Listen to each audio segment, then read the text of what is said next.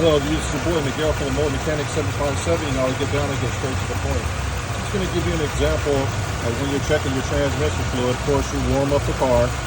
If you have a dipstick, go ahead and pull it out. And I want to show you the color your transmission fluid should be. So this is an F-150. So right here is our dipstick. We're going to pull it out.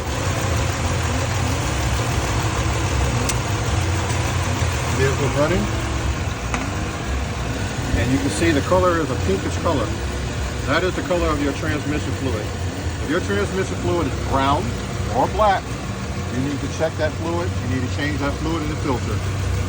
Otherwise, the transmission is not going to run properly one way or Sunday. So this is just a mechanic tip. You do not want your transmission fluid looking all brown or all black. That is not the proper color. If you like this video, please like, subscribe, and share. I apologize for the background noise. Somebody's cutting grass. If you'd like to join and be a member, you can hit that join button and you'll be a first subscriber. Everybody else, you'll be able to see the videos before anybody else. And also we'll give you shout outs and give you priority from any comments you make. Thank you.